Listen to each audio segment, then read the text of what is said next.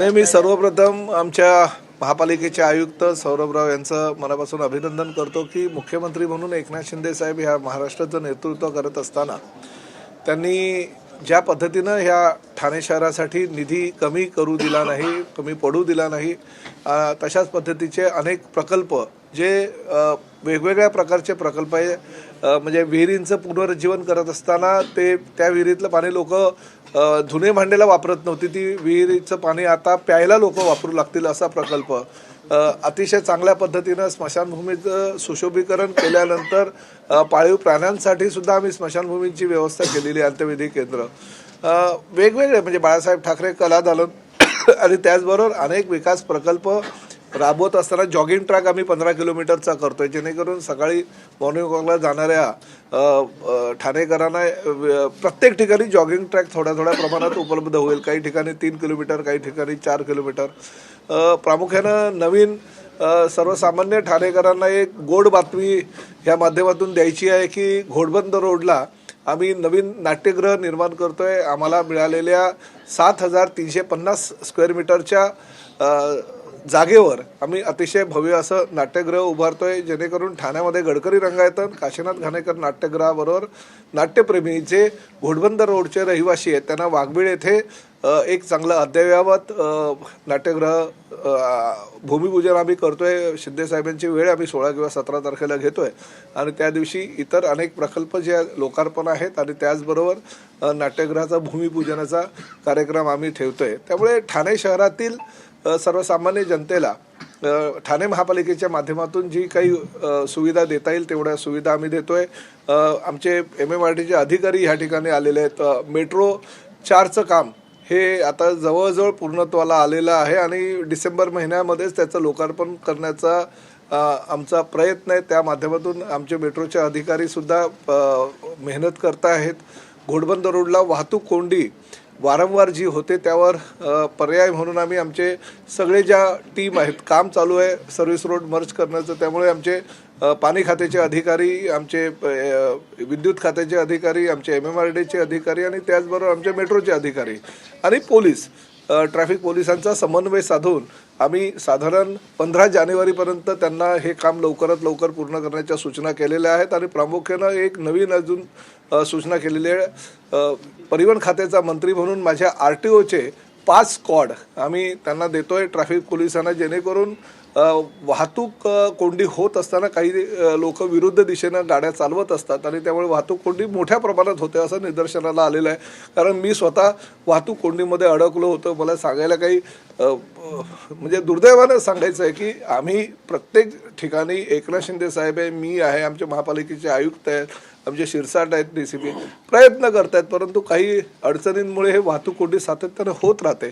त्यामुळे वाहतूक कोंडी होऊ नये, आमच्या कामामुळे सर्वसामान्य प्रवाशांना अडचण निर्माण होऊ नये म्हणून माझे RTOचे अधिकारी मी 5 स्क्वॉडच्या माध्यमातून आमच्या DCP ट्रॅफिकना देत आहे, जेणेकरून ह्या वाहतूक कोंडीला थोडासा दिलासा मिळेल. परंतु एक गोष्ट मात्र नक्की की एकनाथ शिंदे साहेबांच्या माध्यमातून गेल्या अनेक वर्षापासून ठाण्यामध्ये जी काही विकास कामं चालू आहे त्या विकास कामांना आता गती देण्याचं काम आयुक्तांनी त्यांचे सर्व आमच्या महापालिकेचे अधिकारी, MMRDचे अधिकारी करत आहेत आणि लवकरच ह्या सगळ्या प्रकल्पाचं भूमिपूजन, काही जे अडकलेले आहेत प्रकल्प ते आणि त्याचं काही प्रकल्पाचं उद्घाटन.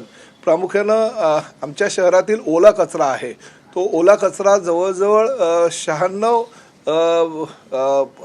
टन कचरा हा आम्ही आता गायमुखला जो प्रकल्प बनवतोय त्या प्रकल्पाच्या माध्यमातून त्याचा खत निर्मिती होणार आहे. म्हणजे राज्यातील हा पहिला खत निर्मितीचा प्रकल्प आहे की 96 टन कचरा, ओला कचरा एकत्र आल्यानंतर त्यातून खत मिळणार आहे आम्हाला.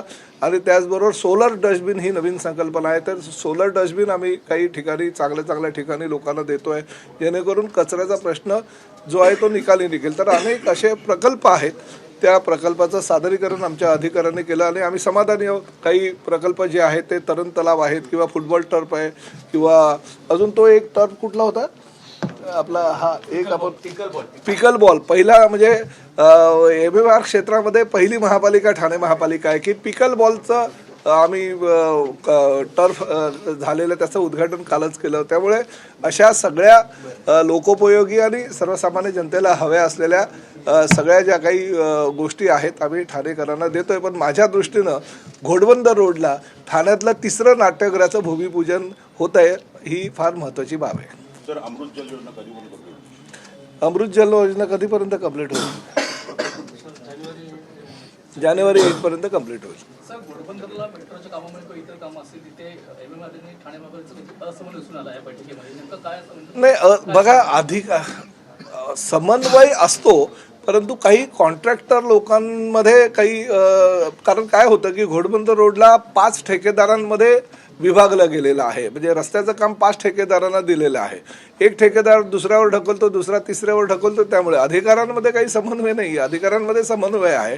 ठेकेदारांमध्ये नसलेल्या समन्वयामुळे ह्या गोष्टी घडतात. तरी पण आमच्या अधिकाऱ्यांनी ताबडतोब आज चर्चा केली आणि आयुक्तांच्या निर्देशानुसार त्यांनी एक टाईमलाईन ठरवली आणि 15 जानेवारीपर्यंत आम्ही सगळं काम कंप्लीट करतोय. ठाण्यातील सेवा रस्ता गायब झाला असं संजय नाही, बघा, कदाचित केळकर साहेबांना कल्पना नसेल, कारण शेवटी मी त्या भागाचा गेली 4 टर्म म्हणजे 2009 पासून आमदार आहे. महापालिकेच्या डीपीमध्ये कुठेही सेवा रस्ता म्हणून त्याची नोंद नाही आहे. हा रस्ता फक्त 60 मीटर रस्ता आहे. परंतु तात्कालिक आयुक्त चंद्रशेखर यांच्या काळामध्ये घोडबंदर रोड जेव्हा वाईट झाला तेव्हा त्यावेळेस असं लोकांना वाटत होतं की ठाणा एवढं मोठं कधी होईल किंवा 60 मीटरचा रस्ता या ठिकाणी लागेल असे वाटत नव्हते. त्यामुळे आपण तो रस्ता त्यावेळेस छोटा केला आणि दोन्ही बाजूला 9-9 मीटरचा रस्ता हा सोडला होता. त्यानंतर त्या सेवा रस्त्याचा उपयोग हे फक्त पार्किंगसाठी आणि काही ज्या टपऱ्या वगैरे ठेवण्यासाठी वापरत होते. त्यामुळे घोडबंदर रोडला प्रचंड ट्रॅफिक कोंडी होत होती. म्हणून लोकांच्या तोंडी असलेला सेवा रस्ता खरा सेवा रस्ता नाही. हा रस्ता पूर्ण 60 मीटर घोडबंदर रोड आहे तो, आणि हा पूर्ण फाउंटन पासून नरिमन पॉईंट पर्यंत गेलेला 60 मीटरचा रस्ता आहे. म्हणजे काय, तो फक्त ठाण्यातल्या घोडबंदर रोडचा नाही आहे. त्यामुळे त्या 60 मीटरच्या रस्त्यावर आता वाहतूक कोंडी होऊ नये यासाठी आम्ही तो रस्ता रुंदीकरण करण्याचा निर्णय घेतलेला आहे. कुठे? नाही, ज्या ठिकाणी मेट्रोचे पिलर आले तेही आता बरं झालं तुम्ही हा विषय काढला. तोही आम्ही एक नवीन डिझाईन बनवलेलं आहे. ज्या ठिकाणी मेट्रोचे पिलर आलेले आहेत त्या ठिकाणी ऑटो रिक्षा, त्याचबरोबर आम्ही STच्या बसेस, परिवहनच्या बसेस, ह्या ज्या गव्हर्नमेंटच्या व्हेकल्स आहेत त्यांना परमिशन दिली आणि त्या मेट्रोच्या स्टेशनवरनं जी लोक खाली उतरतील त्यांना त्यातनं प्रवास करण्याची, म्हणजे मुभा मिळेल त्यात खासगी गाड्या अलाउड करणार नाही अशा प्रकारचं डिझाईन MMRDने बनवलेलं आहे.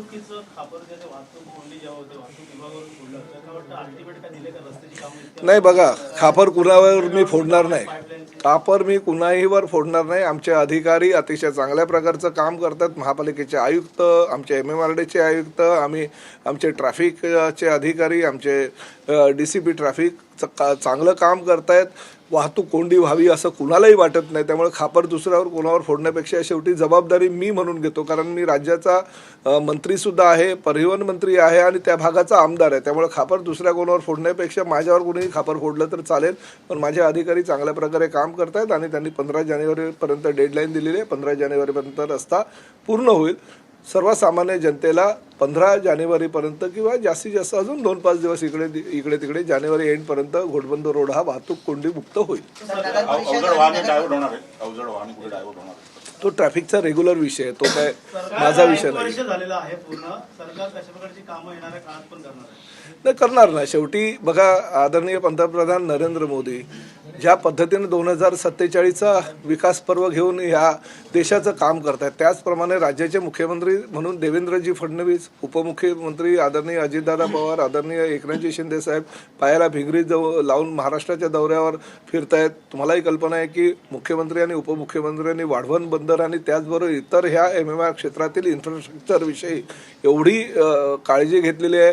आता प्रत्येक 2 ते 3 दिवसामध्ये मुख्यमंत्री आणि उपमुख्यमंत्री अनेक नवीन प्रकल्प राबवत आहेत. ते प्रकल्पाची पूर्णत्वास कधी येईल हे सांगतात. म्हणजे कोस्टल रोड त्याचं एक उदाहरण आहे, फ्रीवे त्याचं उदाहरण आहे, किंवा आमच्या गोल्डन गेट पासून मरीन ड्राईव्ह पर्यंत जाणारा रस्ता आहे, भुयारी ठाणे ते बोरिवली भुयारी मार्ग आहे. आता आम्ही परत गायमुख ते भाईंदर भुयारी मार्गाची आता सुरुवात होते. अनेक रोड आम्ही प्रस्तावित केलेले आहे. त्यामुळे पुढल्या 3 ते 4 वर्षामध्ये MMR क्षेत्रातील ठाणे महापालिका आणि आसपासच्या परिसर म्हणजे मीरा भाईंदर, नवी मुंबई अतिशय इन्फ्रास्ट्रक्चरला महत्त्व देऊन बनवलेलं एक म्हणजे हे मुंबई सारखीच ही शहरं निर्माण होतील आणि त्यासाठी आमचं सरकार प्रयत्न करतं. चांगले मुख्यमंत्री म्हणून कोणाला कौल देणार तुम्ही? सर्वांना आतापर्यंत जे मुख्यमंत्री या राज्याचे ज्यांनी काम केलेलं आहे ते सगळे मुख्यमंत्री चांगलेच आहेत. सर, राज्यातील इतर पक्ष जे आहेत ते देवेंद्र फडणवीस यांच्या इशाऱ्याने चालतं असं वक्तव्य मंगल प्रभात लोढा यांनी केलेलं आहे. तुम्ही कसं पाहता या वक्तव्यावर? मंगल प्रभात लोढा काय म्हणाले की राज्यातले जे काही नेते आहेत हे राज्यातील इतर पक्ष जे आहेत ते देवेंद्र फडणवीस यांच्या इशाऱ्याने चालतं असं वक्तव्य. पक्ष देवेंद्र फडणवीस यांच्या यांच्याशी बोलतो जरा मंगल प्रभात लोढाशी आणि नंतर तुम्हाला सांगतो. सर, नगरपालिका आणि नगरपंचायतच्या जे काही निवडणुका झाल्या 2 डिसेंबरला, यानंतर हा जो निकाल आहे थेट 21 डिसेंबरला घेण्यात आलेला आहे. याला आव्हान देण्यात आलेलं आहे. तसं पाहता लवकरात लवकर निकाल लागावा अशी मागणी करण्यात आली. बघा, आमची भूमिका स्पष्ट आहे. आदरणीय देवेंद्रजींनी आणि आमचे एकनाथ शिंदे साहेबांनी आपली भूमिका स्पष्ट केलेली आहे की जर आज मतदान झालं तर दुसऱ्या दिवशी निकालाची अपेक्षा जनतेलाही असते. आणि मला हे कळत नाही की आजपर्यंतच्या इतिहासामध्ये मी जवळजवळ लोकप्रतिनिधी म्हणून 30 वर्ष काम करतोय. 30 वर्षाच्या काळामध्ये एकदा निवडणूक जाहीर झाली आणि कुणी जर कोर्टामध्ये गेला, फक्त गेला, कोर्टाचे काय आदेश काहीच नाहीये किंवा निर्णय काहीच नाहीये, कुणीतरी एखादी व्यक्ती कोर्टात गेला म्हणून त्या निवडणुका लांबणीवर पडण्याची पहिलीच घटना आहे. त्यामुळे असे प्रकार घडता कामा नये. परंतु शेवटी ठीक आहे, त्यांनी निर्णय घेतलाय. जर 21 तारखेला मतमोजणी झाली तर 21 तारखेला होऊ द्या, किंवा आज जर न्यायालयाने सांगितलं उद्या मतमोजणी करा, उद्या जर झाली तर तेही आनंद आहे. परंतु शेवटी आता निर्णय न्यायालयाच्या हातामध्ये, न्यायालय जो निर्णय देईल तो आम्हाला बंधनकारक आहे. मुंबई उच्च न्यायालयातील औरंगाबादपीठाने देखील नाराजी व्यक्त केलेली आहे निवडणूक आयोगावरती. निवडणुका ज्या आहेत ते लांबणीवरती काढतात. उच्च न्यायालयाच्या निर्णयाच्या नाराजीच्या विरोधात मी काय बोलणार मला सांगा. सर 16 नंबर ते 22 नंबर उलट दिशेने जी वाहन आहेत बरेच ऍक्सिडेंट झाले वागायचे, त्याच्या बाबतीत काय ट्रॅफिक पोलिसांना सूचना दिलेल्या आहेत. 16 नंबर 22 ठीक आहे, ओके. सर, मुख्यमंत्री कार्यालयात आपण क्लास 1 अधिकारी असल्याचं सांगून व्यापाऱ्याला 2,80,00,000 ठरलेला आहे आणि याचा कारनामा त्या ठाकर नावाच्या जो काही व्यक्ती आहेत. आता पुढचा कारनामा असा आहे की मुख्यमंत्री जे गोव्याचे आहेत त्यांच्या उपस्थितीत त्याने 31 लॅपटॉप गोवा पोलिसांना वाटले. नाही, मला त्याची कल्पना नाही. कल्पना सर, FIR जर झाला तर अजितदादा राजीनामा देणार का असं अंजली दमानिया म्हणतात. का वाटतं येणाऱ्या काळात जमीन घोटाळ्या काय प्रकरणात होऊ तर द्या.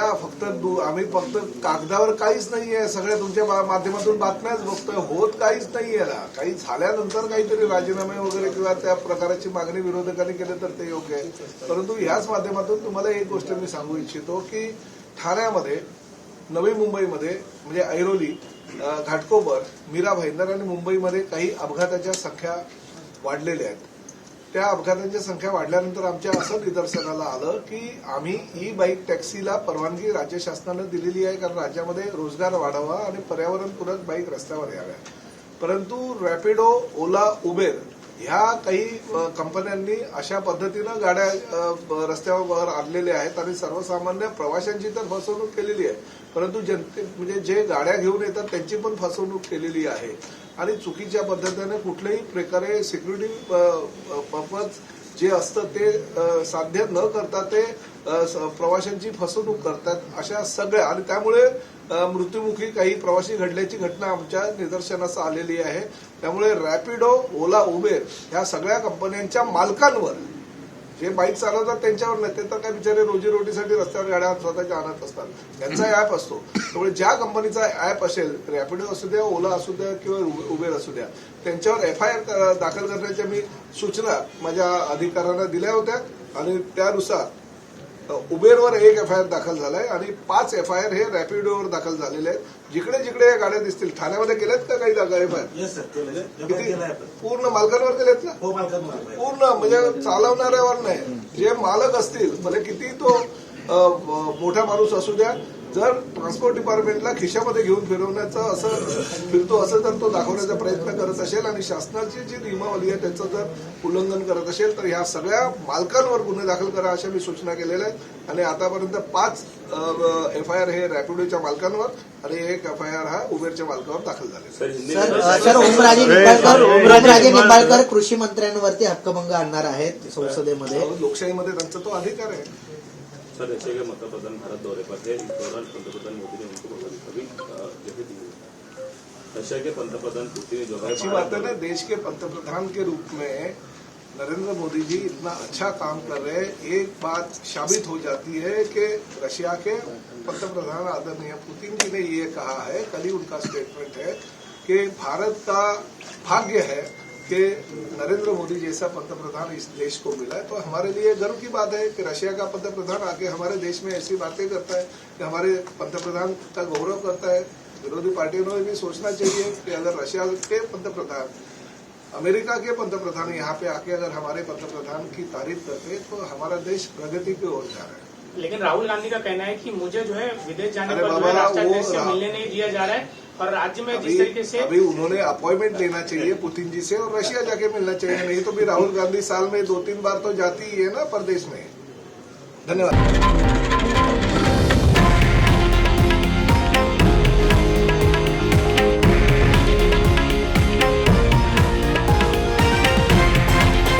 हे आहे देशातील नंबर 1 न्यूज नेटवर्क आणि आपण पाहत आहात TV9 मराठी, एकमेव.